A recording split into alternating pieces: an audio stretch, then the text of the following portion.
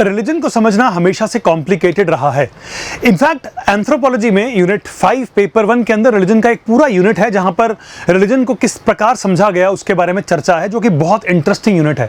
उसी यूनिट में एमिल दुर्कहाइम का जिक्र होता है। एमिल दुर्कहाइम जिन्होंने रिलीजन को समझने की कोशिश करी और सोसाइटी के साथ लिंक करके रिलीजन को देखने की कोशिश करी। एमिल दुर्कहाइम ने ही दो कॉन्सेप्ट्स दिए, the concepts of sacred and profane. किस प्रकार दुनिया का जो वर्ल्ड व्यू है, सोसाइटी का जो वर्ल्ड व्यू है, वो दो हिस्सों में बटा होता है, sacred and profane. Hi, my name is Dikshant Sharma, I teach anthropology optional. इस साल के 2026 के नए बैच की शुरुआत बहुत जल्दी होने वाली है, तो इसलिए मैं ये सीरीज लेके आया हूं ताकि बैच शुरू होने से पहले आपको कुछ इंटरेस्टिंग चीजें मैं बता सकूं एंथ्रोपोलॉजी के बारे में। एंथ्रोपोलॉजी में रिलीजन को हम बड़े बारीकी से देखते हैं, समझते हैं क्या बैकग्राउंड है और बड़े इंपॉर्टेंट थिंकर्स को भी डिस्कस करते हैं। उनमें से एक थिंकर है एमिल दुर्कहाइम, जो कि सोशियोलॉजिस्ट भी माने जाते हैं, कई लोग उनको एंथ्रोपोलॉजिस्ट भी मानते हैं। तो हमारे सब्जेक्ट के लिए एमिल दुर्कहाइम का क्या रोल रहा रिलीजन को समझने में, उसकी चर्चा इस वीडियो में होगी। And we will also try to understand कैसे एमिल दुर्कहाइम ने इन दो शब्दों को डिफाइन करने की कोशिश करी, किस प्रकार दुनिया को दो हिस्सों में या दो हाफ्स में बांटने की बात करी, सेक्रेड एंड प्रोफेन। तो welcome to this video, I hope you will like it. इस वीडियो को एंड तक जरूर देखना। अगर कोई भी डाउट हो तो अपने डाउट्स को कमेंट सेक्शन में लिख सकते हो। एमिल दुर्कहाइम कौन थे? एमिल दुर्कहाइम को मॉडर्न सोशियोलॉजी के फाउंडर माना जाता है। 1858 से 1917 तक ये रहे एंड इन्होंने इस पूरे दौर में बहुत इंपॉर्टेंट सवाल जो थे वो खड़े करने शुरू किए। माना जाता है कि लगभग 13 साल रिसर्च करने के बाद इन्होंने रिलीजन को डिफाइन किया। 13 साल तक इनको एग्जैक्ट डेफिनेशन नहीं मिल रही थी कि रिलीजन को किस प्रकार सही तरीके से डिफाइन किया जा सकता है। But after 13 years of regular work he defined religion. Religion को उन्होंने डिफाइन कैसे किया उसकी डेफिनेशन भी आगे चलती है, हम देखेंगे उसको। बट इनके इंपॉर्टेंट काम क्या थे जिनके कारण ये बिल्कुल फेमस हो गए? एक इनका work elementary forms of religious life 1912 में पब्लिश हुआ और ये किताब बहुत ज्यादा फेमस हुई जिसके अंदर उन्होंने रिलीजन के बारे में बातचीत करी। इसी के साथ साथ इनका कोर क्लेम क्या था? इस किताब को अगर पढ़ते हैं, इनका कोर क्लेम था कि रिलीजन एक्चुअली में एक कलेक्टिव प्रैक्टिस है। देखो, इसको समझने से पहले आपको थोड़ी सी बैकग्राउंड समझनी पड़ेगी। रिलीजन को बहुत लोगों ने अलग अलग नजरिए से देखने की कोशिश करी। किसी ने बोला कि ये साइकोलॉजिकल इंपैक्ट है जिसकी वजह से रिलीजन आया। तो ब्रेन, क्योंकि कॉग्निटिव एबिलिटी है, कॉग्निटिव एबिलिटी में कुछ अनआंसर्ड क्वेश्चंस रह जाते हैं इंसान के। उन अनआंसर्ड क्वेश्चंस को आंसर करने के लिए सहारा चाहिए था, जिसके कारण रिलीजन का बर्थ हुआ। क्योंकि जो क्वेश्चंस को आम लोग नहीं आंसर कर पाए उसके लिए कोई हायर पावर होगी, इसको लोगों ने मानना शुरू कर दिया। एमिल दुर्कहाइम इससे थोड़ा सा अलग चलते हैं। एमिल दुर्कहाइम बोलते हैं कि नहीं, it is not the cognitive ability which led to the birth of religion, rather it is the collective practice of society. मतलब बेसिकली हुआ क्या, इनका मानना क्या था कि इंसान पहले क्या करते थे, वॉन्डरर थे। मतलब अलग अलग जगह घूमते थे, अलग अलग जगह प्रैक्टिस करते थे, खाना खाते थे, जहाँ से जो मिल गया, जो फल टूटा, फल गिरा, वो खा लिया। तो वॉन्डर करते रहते थे हमेशा। गैदरर थे, हंटर थे। इन दैट केस, क्योंकि हंटर गैदरर सोसाइटी थी तो बहुत ज़्यादा लोग इकट्ठे नहीं घुमा करते थे। बहुत छोटे छोटे लेवल पे 2-2, 4-4 लोग बैंड टाइप सोसाइटीज़ में इकट्ठे रहा करते थे और मूव किया करते थे बहुत लंबे लंबे समय तक। कोई ह्यूमन कॉन्टैक्ट नहीं हुआ करता था। क्योंकि ह्यूमन कॉन्टैक्ट नहीं हुआ होता था तो जब काफ़ी लंबे समय बाद एक ग्रुप दूसरे ग्रुप को मिलता था तो बहुत ज़्यादा अमेजिंग फीलिंग आती थी, जिसको एमिल दुर्कहाइम ने बोला feeling of ecstasy.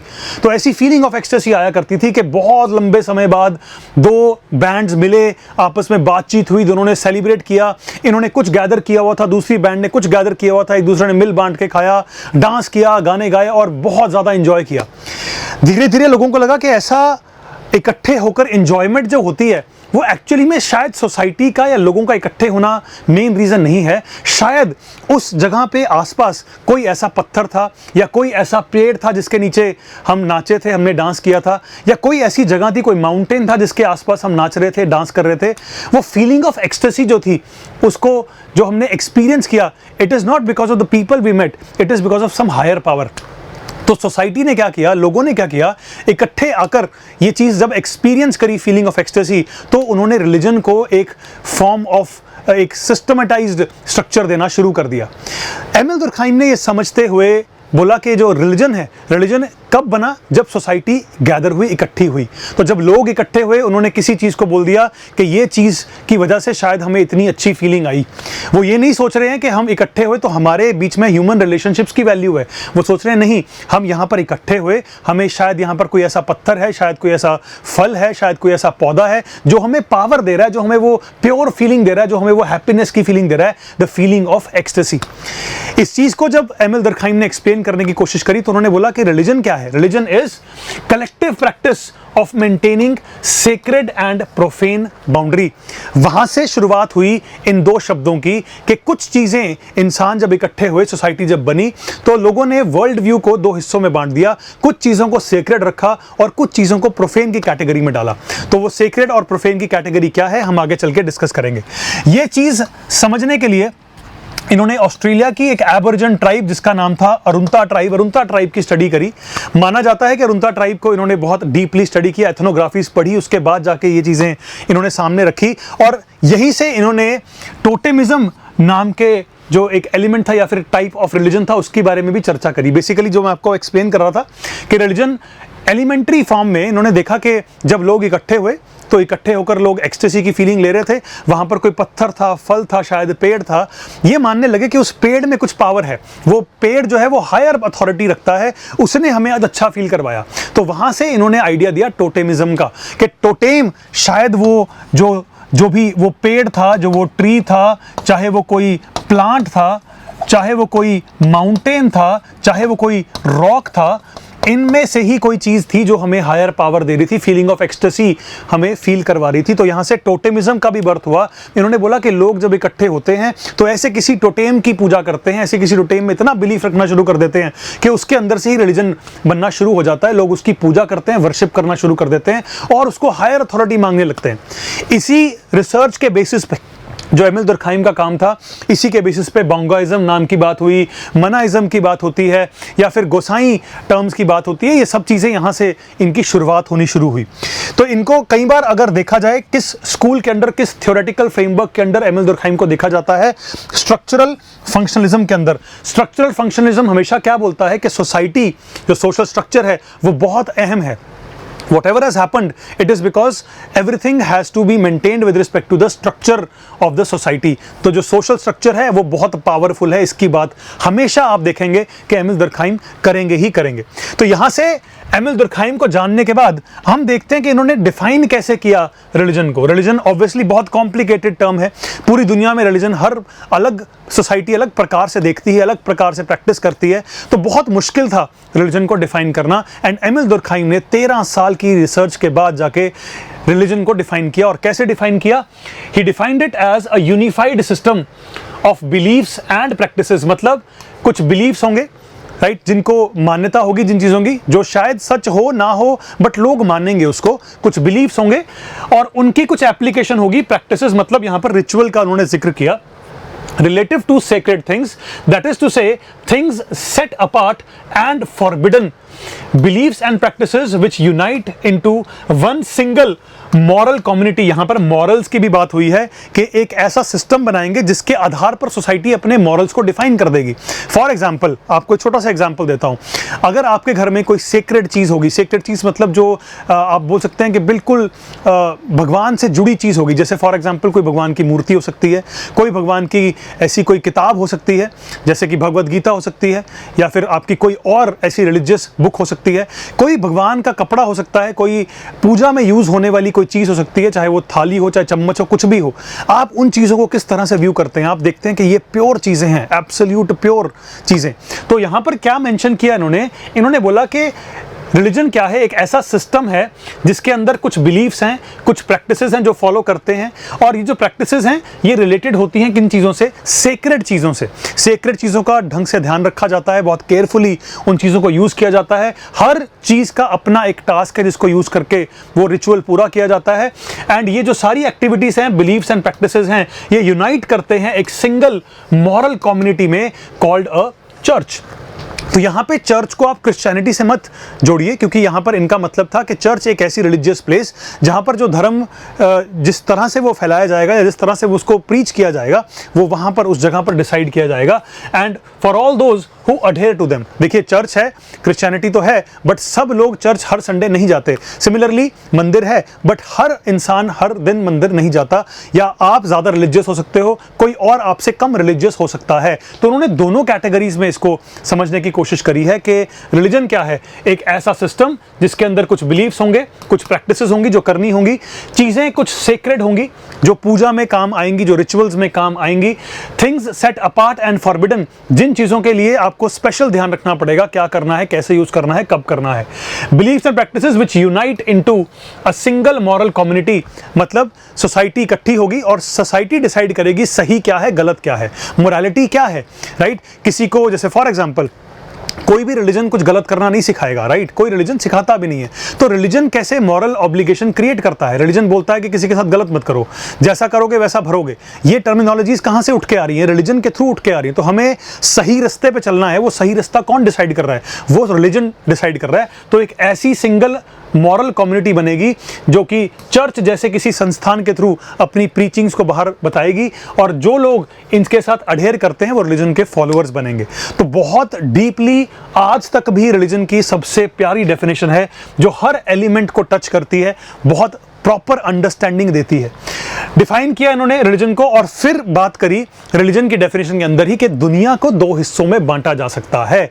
World view किस प्रकार है? कुछ चीजें सेक्रेड होती हैं, कुछ चीजें प्रोफेन होती हैं। Now the terms which are used by Emile Durkheim, उनको मैं यहां पर लिख देता हूं और फिर बात करते हैं इन दोनों टर्म्स के बारे में। Sacred and profane. Basically sacred आपको समझ में आ रहा होगा, इंग्लिश भाषा का शब्द है। सेक्रेड का मतलब कोई चीज़ जो प्योर मानी जाए, जिसका एक बहुत बढ़िया महत्व हो, जो चीज़ बिल्कुल स्वच्छ या फिर जो बिल्कुल प्योर चीज़ हो, जो पूजा में यूज़ हो, जिसके साथ बहुत ज़्यादा बिलीफ्स और प्रैक्टिसेस जुड़े हों, उन चीज़ों को सेक्रेड माना गया एज पर एमिल दुर्कहाइम। उन्होंने बोला दुनिया दो चीज़ों से भरी है, कुछ चीज़ें होती हैं सेक्रेड, कुछ चीज़ें होती हैं प्रोफेन। तो सेक्रेड चीज़ें क्या होती हैं? सेक्रेड चीज़ें वो होती हैं जो सेट अपार्ट होती हैं, आम चीज़ों से अलग होती हैं सेक्रेड चीज़ें। For example they are forbidden, उनको रेगुलरली आप अपनी मर्जी से यूज़ नहीं कर सकते, उनको यूज़ करने के लिए रूल्स हैं, रेगुलेशंस हैं, सेट ऑफ प्रैक्टिसेस हैं which you have to follow. Extraordinary चीज़ें हैं, उनके अंदर पावर है, वो प्योर हैं, वो रिलीजन के साथ एसोसिएटेड हैं, तो वो चीज़ें एक्स्ट्रा ऑर्डिनरी भी होंगी, कलेक्टिवली बिस्टोर्ड भी होंगी। मतलब सैंटिटी उनकी कलेक्टिव बिलीफ से निकल के आएगी। मतलब आपका मेरा इंडिविजुअल का थॉट क्या कहता है, इट विल नॉट मैटर। अगर भगवान की मूर्ति है वो पूरी सोसाइटी के लिए ही पवित्र होगी, राइट। तो जैसी सोसाइटी से आप बिलोंग करते हैं वो सोसाइटी आपको बताएगी, सिखाएगी कि आपकी सोसाइटी में क्या चीज़ें सेक्रेड हैं, क्या चीज़ें प्रोफेन हैं। They will be protected by taboos, मतलब कुछ चीज़ें होंगी जो सेक्रेड होंगी, उनके ऊपर टैबूज होंगे कि इनको ऐसे नहीं रखना, इनको यहाँ नहीं रखना, इनको साफ रखना है, इनके आसपास चप्पल लेके नहीं जाना। ये सब रूल्स आप देखते हैं, हम अननोइंगली इनको फॉलो कर लेते हैं, बट ये अननोइंगली चीज़ें सोसाइटी में नहीं आई, ये सोची समझी चीज़ें हैं। जो रिचुअल प्रोहिबिशंस हैं ये क्रिएट करी गई हैं to guard the sacred from being contaminated, क्योंकि सेक्रेड चीज़ें हमेशा प्योर होती हैं, उनकी प्योरिटी को मेंटेन करना भी काम किसका है? सोसाइटी का। तो वो क्या करती है? वो रूल्स एंड रेगुलेशंस फ्रेम करती है। फिर ये चीज़ें स्ट्रेंथ गिविंग होती हैं, ये चीज़ें मॉरल डिमांड करती हैं, ये चीज़ें बताती हैं, ऑब्लिगेशन बताती हैं, आपको बताती हैं क्या सही है क्या गलत है, इसको कैसे यूज़ करना है, कैसे नहीं यूज़ करना। कुछ चीज़ें एम्बिगुअस भी होती हैं, क्योंकि ऐसा नहीं है कि सेक्रेड कैन बी गुड और ईविल। मतलब ऐसा सोचना सही नहीं होगा कि सेक्रेड का मतलब हमेशा होता है गुड, नहीं, ऐसा नहीं है। फॉर एग्जाम्पल हम बोलते हैं कि जो बुराई है उसका नाश होना चाहिए, राइट। हम दशहरा जो है सेलिब्रेट करते हैं, उसमें हम किसी इंसान को मारने को भी सेलिब्रेट करते हैं। किसी को मारना तो गलत चीज़ है, राइट, बट देन सेक्रेड ने डिफाइन किया कि गलत अगर कोई करे तो उसको मार देना सही है। There is a rule which has been formed, right. तो सेक्रेड का मतलब हमेशा गुड नहीं होता, सेक्रेड का मतलब cannot be either good, sacred does not mean evil, sacred का मतलब ऐसा ना तो इविल की कैटेगरी में आ सकता है ना गुड की कैटेगरी में आ सकता है, ये सिर्फ एक मॉरल कंपस है। सोसाइटी ने जो मोरालिटी डिफाइन करी है, सोसाइटी ने जो रिचुअल डिसाइड किए हैं, जो हमारे एपिक्स हैं, उन्होंने जो हमें रिलीजन के थ्रू ये चीज़ें बताई हैं, सही हैं गलत हैं, क्या नहीं है, हम उनके हिसाब से चलते हैं। इंडिविजुअल किस प्रकार से सोचता है वो यहाँ पर मैटर नहीं करता, क्योंकि religion has not been created by an individual unless it is rather it is created by the society itself. जो बाकी चीज़ें हैं जो सेक्रेड की कैटेगरी में नहीं आती, उनके लिए एमिल दुर्कहाइम ने शब्द यूज किया प्रोफेन। आम जिंदगी की चीजें, फॉर एग्जाम्पल ये पेन, फॉर एग्जाम्पल ये शर्ट, फॉर एग्जाम्पल ये स्पेक्स, फॉर एग्जाम्पल ये बोर्ड, आम जिंदगी की चीजें, मंडेन चीजें, वर्ल्डली थिंग्स जो कि चारों तरफ आपके पड़ी हुई हैं, जिनकी कोई सेक्रेड वैल्यू नहीं है। तो उन्होंने बोला कि सोसाइटी या दुनिया दो हिस्सों में डिवाइडेड है, कुछ चीजें हैं सेक्रेड और कुछ चीज़ें हैं प्रोफेन। ये जो प्रोफेन चीज़ें हैं, इनके लिए हम कई बार एक मिसकंसेप्शन दिमाग में रख लेते हैं कि प्रोफेन का मतलब शायद पॉल्यूटेड होगा। ऐसा नहीं है, right. We are not saying profane मतलब polluted, we are just saying कि प्रोफेन सेक्रेड नहीं है। सेक्रेड की वैल्यू अलग होगी, profane will be just a normal day affair thing. For example, profane can be either polluted, it can be dirty, it can be sinful, it can be a normal thing which is good, right? वो हो सकता है। तो अगर हम ये सोचें कि प्रोफेन का मतलब सिंफुल है या गलत है, तो वो हम यहाँ पर गलत हो जाएंगे। तो दुर्कहाइम एक्सप्लिसिटली स्टेटेड सेक्रेड का मतलब गुड नहीं है, प्रोफेन का मतलब इविल नहीं है, बोथ कैन बी आइदर। 90% बच्चे यहाँ पर गलती कर देते हैं कि सेक्रेड को अच्छा मानते हैं, प्रोफेन को गलत मानते हैं। ऐसा दुर्कहाइम ने कभी नहीं बोला, राइट। तो करेक्ट अंडरस्टैंडिंग इस कॉन्सेप्ट की क्या है? प्रोफेन का मतलब है वर्ल्डली चीजें, एवरीडे, रोजमर्रा की चीजें। इनको आज की डेट में मॉडर्न टर्म्स में मंडेन चीजें भी बोल देते हैं, रेगुलर चीजें जिनकी कोई सेक्रेड क्वालिटी नहीं है। तो सेक्रेड और प्रोफेन दो चीजें। प्रोफेन चीजें कैसी होती हैं? यूटिलिटेरियन चीजें। फॉर एग्जांपल ये पेन मेरी यूटिलिटी की चीज है, यहां पर मैं इसकी वजह से लिख पा रहा हूं, इसकी कोई सेक्रेड वैल्यू नहीं है, बट ये मेरा एक टास्क फुलफिल कर रही है, राइट।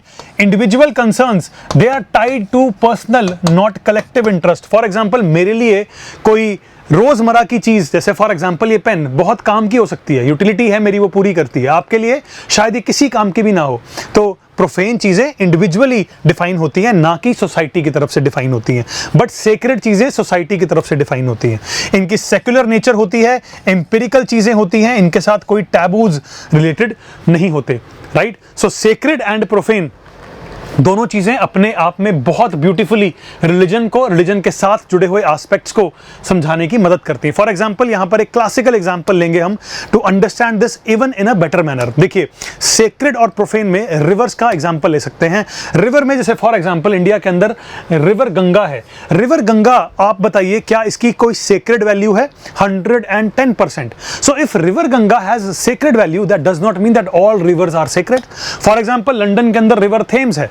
रिवर थेम्स जो है वो सेक्रेड वैल्यू नहीं रखती हमारे लिए या फिर उनके लिए भी जहां पर वो रिवर है। इवन लंदन में या इंग्लैंड में भी वो कोई सेक्रेड वैल्यू नहीं रखती।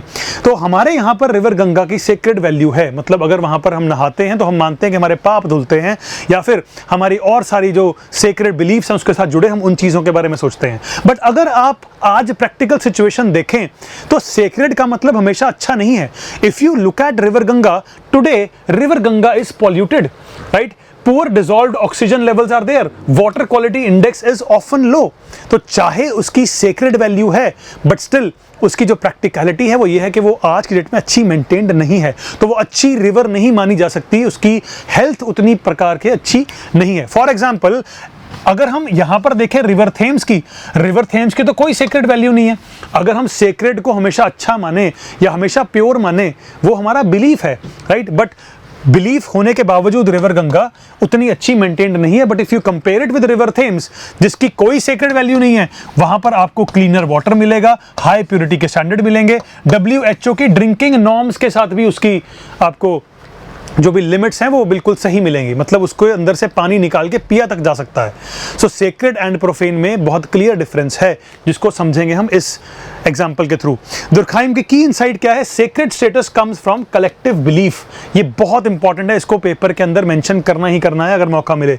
नॉट फ्रॉम फिजिकल और केमिकल प्रॉपर्टीज। तो हमारा बिलीफ है कि रिवर गंगा सेक्रेड है, चाहे वो ऑन ग्राउंड फिजिकली उतनी अच्छी ना भी हो, बट बिलीफ हमारा बोलता है, सोसाइटी ने हमारी डिसाइड कर लिया कि रिवर गंगा क्या है, एक प्योर चीज़ है।